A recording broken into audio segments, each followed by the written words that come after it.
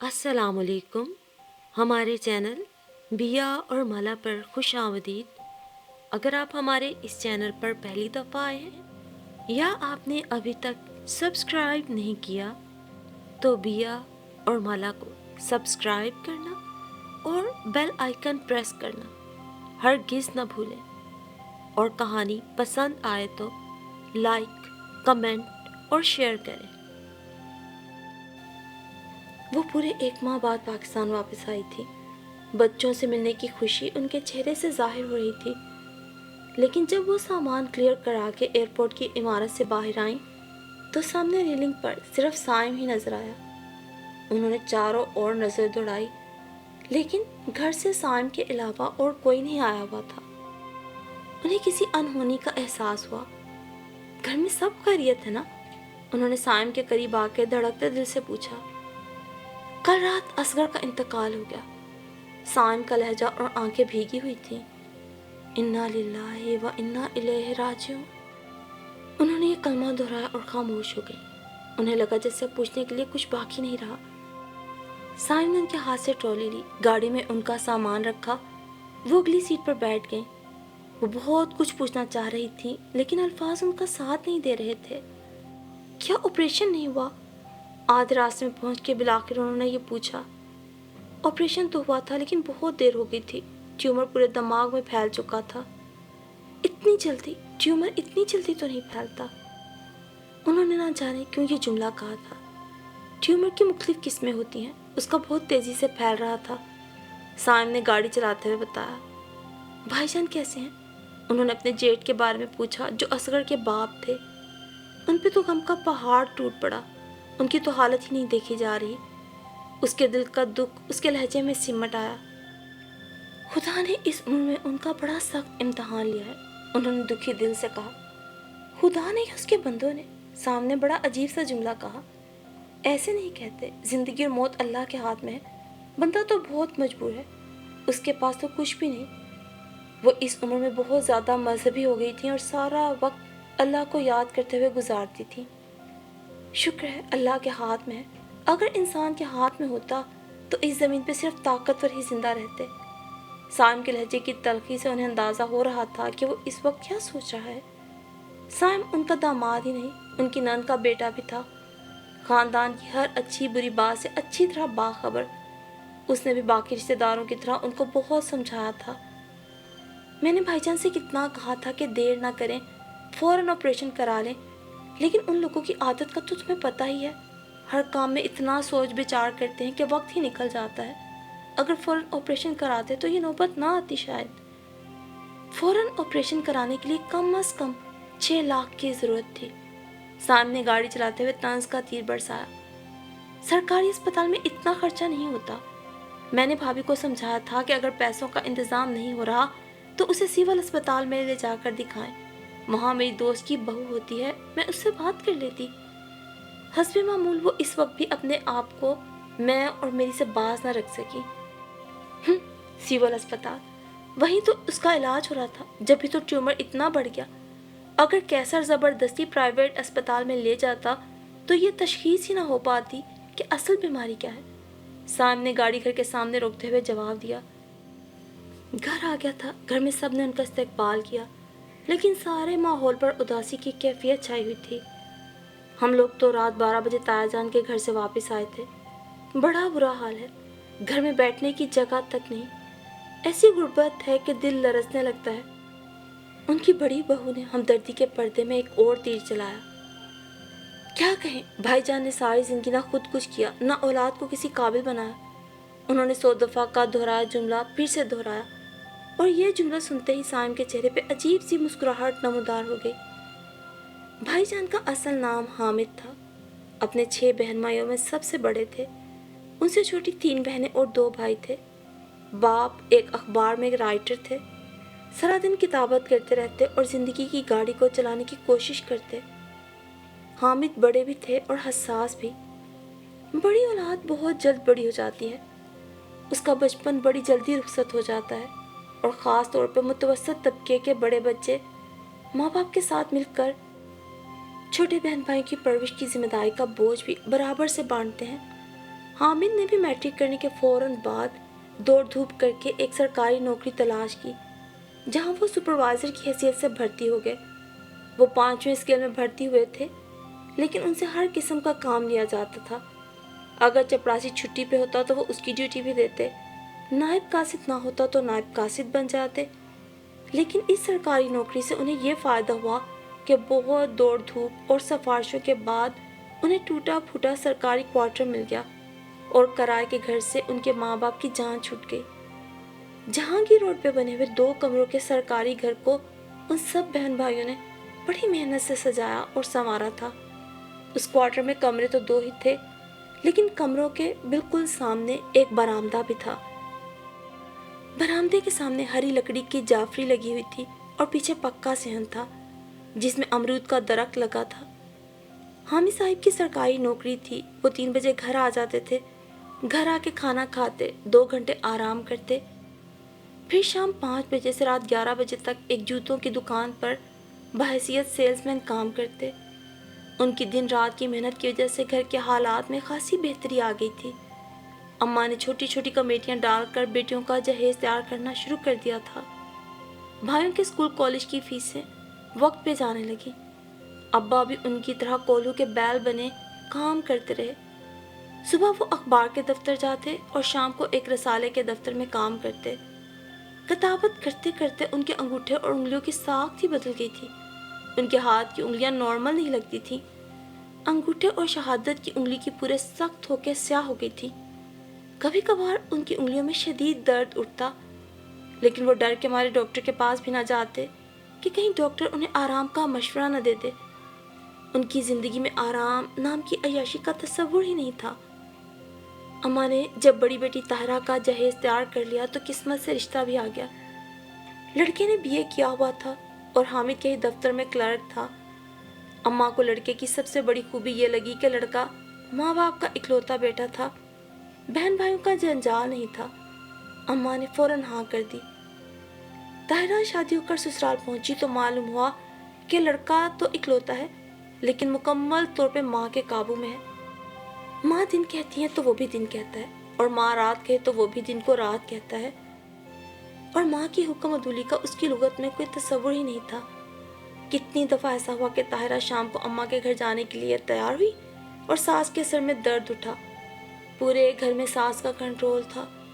صبح ناشتے میں کیا بنے گا، دوپہر کھانے میں کیا پکے گا، کس کے گھر شادی میں جانا ہے، کہاں نہیں جانا، کسے کتنے پیسے دینے ہیں، کس سے ہنس کے بات کرنی ہے، کس سے بے رخی برتنی ہے، یہ سارے فیصلے ساس ہی کرتی تھی۔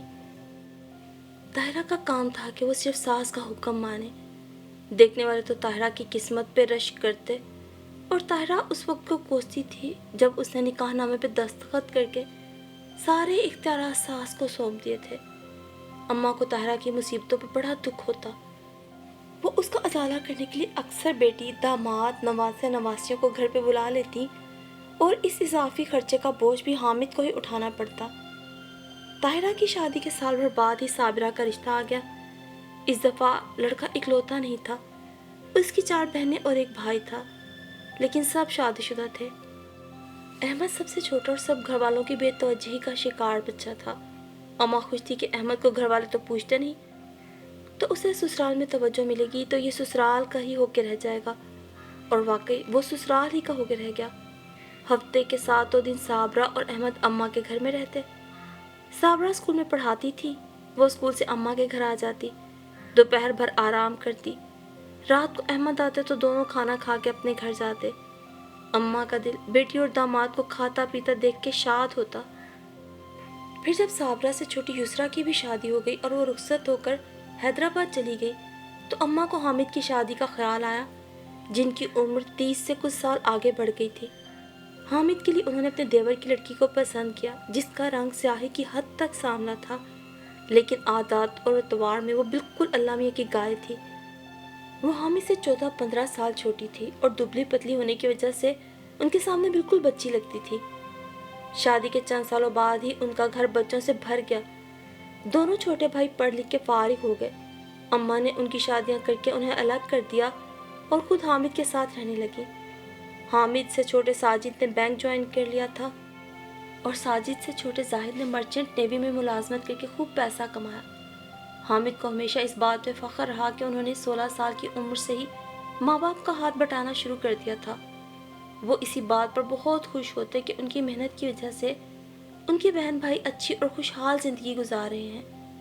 یہ اور بات تھی کہ ان کی بہن بھائی اپنی کامیابی کا کریڈٹ اپنے آپ کو ہی دیتے تھے۔ اصغر حامد کا سب سے بڑا بیٹا تھا، جس نے میٹرک کے بعد انہی کے محکمے میں نوکری کر لی تھی تاکہ اس طرح وہ سرکاری گھر ان کے پاس رہے۔ زندگی جیسے تیسے گزر رہی تھی کہ بہرحال زندگی چلتی رہتی ہے، وقت کا پہیہ مسلسل گھومتا رہتا ہے۔ اصغر کے 4 بچے تھے۔ بڑا بیٹا 8 سال کا اور سب سے چھوٹی بیٹی 2 سال کی تھی۔ تب پتہ چلا کہ اس کے دماغ میں ٹیومر ہے اور فوراً آپریشن کی ضرورت ہے۔ سب بے حد پریشان ہو گئے۔ غربت اور تنگ دستی کے باوجود بہن بھائیوں میں مثالی محبت تھی۔ اصغر کے علاج کے لیے بیوی نے اپنا سارا زیور بیچ دیا۔ اصغر سے چھوٹے بھائی کیسر نے موٹر سائیکل بیچ دی۔ بہنوں نے اپنی کمیٹیاں دے دی۔ حامد صاحب نے سارا جمع جتھا بینک سے نکلوا لیا، تب بھی 3 لاکھ ہی جمع ہو سکے۔ ایسے وقت میں جب سب لوگ حسب استطاعت اس کی مدد کے لیے آگے بڑھ رہے تھے تو وہ بالکل خاموش تھیں، جیسے اصغر یا حامد سے ان کی کوئی رشتہ داری نہ ہو، جبکہ ان کے میاں مرچنٹ نیوی میں نوکری کرتے رہے۔ ان کے پاس کم از کم 40-50 لاکھ کی خطیر رقم تو بینک میں ہی موجود تھی۔ اس کے علاوہ پراپرٹیز الگ، سونا الگ۔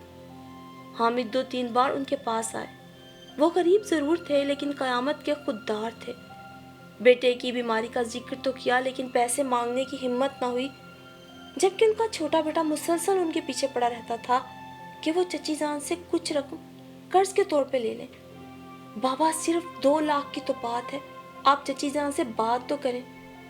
کیسے جانتا تھا کہ اس وقت صرف انہی کے پاس اتنی رقم نکل سکتی ہے۔ بیٹا، ان کو سب کچھ پتا ہے، ان کو دینا ہوتا تو وہ مجھ سے آ کر کہتی۔ انہیں کیا پتا، وہ سمجھ ہی ہوگی کہ ہم نے انتظام کر لیا ہوگا۔ پھر بھی ان کا اخلاقی فریضہ نہیں تھا کہ وہ مجھ سے پوچھتی، بابا یہ ان باتوں کا وقت نہیں، ڈاکٹر نے کہا ہے کہ فوری آپریشن ہو جائے تو کامیابی ہوگی، بہت زیادہ چانسز ہیں۔ میں سب جانتا ہوں لیکن مجھے ان سے مانگنے کی ہمت نہیں۔ انہوں نے تقریباً روتے ہوئے کہا، اچھا آپ اجازت دیں تو میں چلا جاؤں؟ کوئی فائدہ نہیں، مجھے معلوم ہے وہ ایک دھیلا بھی نہیں دیں گی، میں نے ان جیسی کنجوس عورت نہیں دیکھی۔ حامد صاحب کی زبان سے بالآخر حقیقت کا اظہار ہو ہی گیا۔ بابا ایسے کیسے ہو سکتا ہے، وہ کیوں نہیں دیں گی، یہ ایک انسان کی زندگی کا سوال ہے۔ تم نہیں سمجھو گے، بعض لوگوں کے نزدیک انسان سے کہیں زیادہ پیسے کی اہمیت ہوتی ہے۔ کیسر کے بے حد اصرار پہ بھی حامد اپنی بھاوش کے پاس نہیں گئے، لیکن جب اصغر کی تکلیف بڑھنے لگی اور پیسوں کا کوئی انتظام نہ ہو سکا تو کیسر باپ کو بتائے بغیر ہی ان کے پاس آ گیا۔ آؤ آؤ کیسے آنا ہوا؟ وہ ہمیشہ کی طرح بڑے تپاک سے ملی۔ یہ ان کی صفت تھی کہ دل میں کسی کے خلاف کتنی ہی نفرت کیوں نہ ہو، مگر ملتے وقت زبان سے پھول جھڑتے تھے۔ آپ کو تو پتہ ہی ہے کہ اصغر بھائی کو برین ٹیومر ہے۔ کیسر نے تھوڑی دیر بعد جھجکتے ہوئے اصل بات کا آغاز کیا۔ ہاں مجھے معلوم ہے، یقین کرو جب سے سنا ہے ایک پل قرار نہیں، ہر نماز میں اس کے لیے دعا کرتی ہوں۔ اس دن مسز عمیر کے یہاں بھی ختم قرآن کے بعد اس کی صحت یابی کے لیے خصوصی دعا کروائی تھی۔ انشاءاللہ وہ ضرور صحت یاب ہوگا۔ ڈاکٹر نے فوری آپریشن کے لیے کہا ہے۔ ان کی محبت بھرے لہجے سے اس کی ہمت بڑھی۔ تو تم لوگ سوچ کیا رہے ہو، فوراً آپریشن کراؤ۔ آپریشن کے لیے کچھ پیسوں کی ضرورت ہے۔ وہ بھی حامد صاحب کا بیٹا تھا۔ اس جملے کو بولتے ہوئے پسینے چھوٹ گئے۔ اچھا کتنے پیسے چاہیے؟ انہوں نے اتنی اپنائیت سے کہا کہ وہ حیران رہ گیا۔ بابا تو ویسے ہی ان سے بدگمان رہتے ہیں، چھوٹی چچی اتنی اچھی تو ہیں۔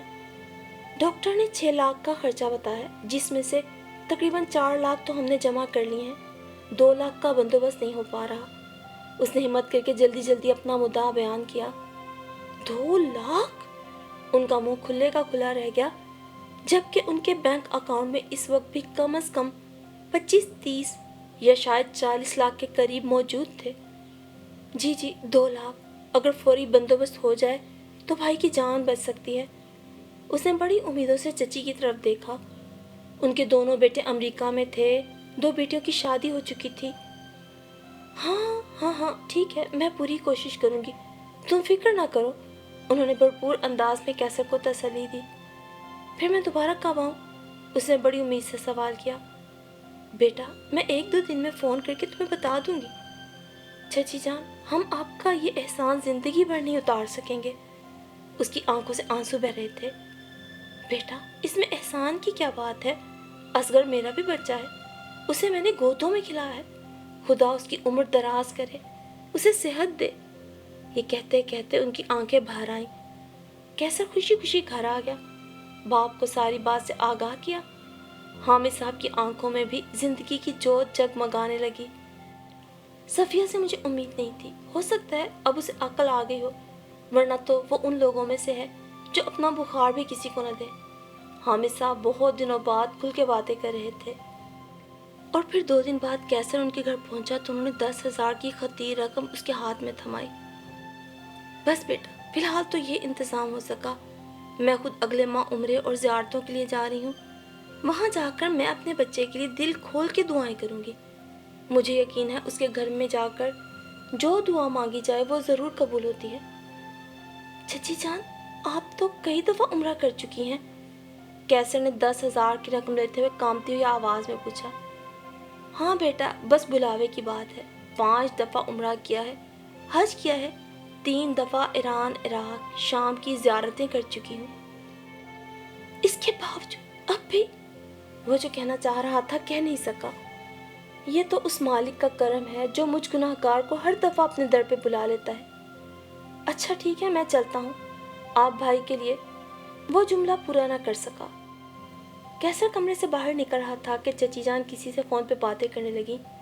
ہاں اس دفعہ کا پیکیج پورے 5 لاکھ کا ہے۔ ہاں اس دفعہ کا پیکیج پورے 5 لاکھ کا ہے، VVIP پیکیج ہے بھائی، حرم شریف کے بالکل سامنے والے ہوٹل میں کمرہ ہے۔ ہاں میں زیادہ چل نہیں سکتی بھائی، لوگ تو سستا عمرہ بھی کراتے ہیں، پر کیا کیا جائے، اللہ نے دیا ہے تو اللہ کی راہ میں ہی لگائیں گے نا۔ میں نے تو سارے پیسے جمع کروا دیے ہیں بھائی۔ 5 لاکھ اس کے ہاتھ میں دبے 10,000 کے نوٹ چچی کے منہ سے نکلے 5 لاکھ کا سن کے تھر تھرانے لگے تھے۔ اور یوں صفیہ بیگم آج VVIP عمرہ کر کے واپس آ گئی تھی۔ پورے 5 لاکھ کا تو پیکیج تھا، اس کے علاوہ انہوں نے شاپنگ بھی خوب کی تھی، بہو بیٹیوں کے لیے گولڈ اور ڈائمنڈ کے تحائف بھی لیے تھے، بیٹوں کے لیے بیش قیمتی پرفیومز، گھڑیاں، کیا کیا انہوں نے نہیں خرید لیا تھا۔ ہائے رے غفلت، کیسی غافل تھی صفیہ بیگم، جنہیں اندازہ ہی نہ ہو سکا کہ یہ خریداری نہیں، سامان نہیں، بلکہ جہنم کی آگ ہے جو وہ اپنے بیگوں میں بھر رہی ہیں، اپنے ساتھ واپس باندھ کے لائی ہیں۔ کیسا ظلم کیا انہوں نے، لیکن انہیں احساس بھی نہ ہوا کہ وہ کیسی ظالم عورت ہے۔ اگلے ہی دن انہوں نے اپنا بیش قیمت ہلکے رنگ کا ایک سوٹ استری کروایا تھا اور اپنی سب سے مہنگی نئی برانڈڈ جوتی پہنے، ہاتھ میں گوچی کا نیا سٹائلش پرس لیے وہ حامد بھائی کے یہاں ان کے جوان بیٹے کی موت کی تعزیت کرنے کے لیے پہنچی تھی۔ بس بھائی جان انسان کیا کر سکتا ہے، اللہ کی مرضی یہی تھی۔ اس روز چچی جان حامد صاحب کے پاس بیٹھی روتے ہوئے ان سے تعزیت کر رہی تھی۔ 2 کمروں کے خستہ حال کوارٹر کے کمرے میں حامد صاحب سر جھکائے بیٹھے تھے، ان کے چہرے پہ چھائے ہوئی تھکن اور غم کے شدید احساس نے ان کے دل کو دکھ زدہ کر دیا تھا۔ میں نے ہر روزے پر جا کر اصغر کے لیے دعائیں کی، خانہ کعبہ میں ساری رات جاگ کے اس کی صحت یابی کے لیے گڑ گڑاتی رہی بھائی صاحب۔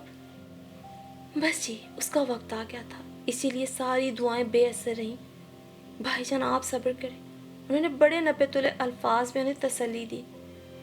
صبر تو کرنا ہی ہے، اور کر بھی کیا سکتا ہوں، مجھ جیسا کمزور اور محتاج انسان اس کے سوا اور کر بھی کیا سکتا ہے۔ اللہ نے جتنے کے قابل بنایا تھا اتنی بھاگ دوڑ کر لی، باقی اس دینے والے کی مرضی، جس نے زندگی اور موت کا وقت معین کر رکھا ہے۔ بس ہر صورتحال میں ہی ہم انسانوں کو وہ آزماتا ہے، اور اللہ ہمیں اس آزمائش میں پورا اترنے کی توفیق دے اور ہمیں ظالموں میں شمار ہونے سے بچائے۔ کہ بہرحال اتنا سکون ضرور ہے کہ آج تک کبھی کسی پہ ظلم نہیں کیا۔ ان کے اندر اتنی ہمت نہیں تھی کہ وہ حامد صاحب سے نظریں ملا کر بات کر سکتی۔ حامد صاحب کا لہجہ کچھ ایسا کٹیلا تھا کہ وہ آگے ایک حرف بھی نہ کہہ سکی۔ جوان موت تھی، سو تعزیت کرنے والوں کا تانتا بندھا ہوا تھا۔ حامد صاحب کے دفتر کے لوگ، اصغر کے دفتر کے لوگ، دور دراز کے رشتہ دار، سب جس کو جیسے خبر مل رہی تھی پہنچ رہا تھا۔ چھوٹا سا گھر 4 لوگوں کے جمع ہونے کے بعد اور بھی چھوٹا اور تنگ سا محسوس ہونے لگا تھا۔ بیٹھے بیٹھے اچانک صفیہ بیگم کو اپنا دم گھٹتا سا محسوس ہوا تھا۔ ان کا پورا جسم جیسے پسینے میں شرابور ہو گیا تھا۔ وہ گھبرا کے اٹھ بیٹھی تھی۔ انہیں لگا تھا ان کی ٹانگوں میں جیسے جان باقی نہیں رہی۔ اتنے لوگ بیٹھے ہوئے تھے کہ کسی نے ان کی حالت پہ غور ہی نہیں کیا تھا اور نہ ہی انہیں روکنے کی کوشش کی تھی۔ وہ بمشکل دور سے ہی سب کو خدا حافظ کہتی گھر سے باہر نکلی تھی۔ دیوار کا سہارا لیے بمشکل چھوٹے چھوٹے قدم اٹھاتے انہوں نے تنگ سی گلی پار کی تھی اور سڑک میں موجود اپنی گاڑی میں بمشکل سوار ہوئی تھی۔ ڈرائیور ان کا منتظر تھا۔ خود کو سنبھالے وہ بمشکل ہی گاڑی میں سوار ہوئی تھی اور سیٹ کی پشت سے ٹیک لگائے ابھی تک اپنی حالت سنبھالنے میں لگی ہوئی تھی۔ میں نے تو کبھی کسی کے ساتھ زیادتی نہیں کی، کسی کی حق تلفی نہیں کی، کسی پہ ظلم نہیں کیا، پھر بھی مجھے اپنے ظالم ہونے کا احساس کیوں ہو رہا ہے؟ انہوں نے سر ادھر ادھر جھٹکتے ہوئے خود کلامی کی تھی یا پھر خود فراموشی کا شکار ہو گئی تھی۔ جو بھی تھا، یہ کہانی سن کر کہانی سننے والے خود بخود ہی درست نتیجے تک پہنچ ہی جائیں گے۔ وسائل ہوتے، پیسہ ہوتے بھی ضرورت مند کی مدد نہ کرنا بلکہ گن گن کر اپنے پاس رکھنا، اپنے قریبی رشتہ دار کی ایسی مصیبت میں بھی وسائل ہوتے اس کے کام نہ آنا۔ آپ ہی بتائیے، کیا یہ ظلم نہیں ہے؟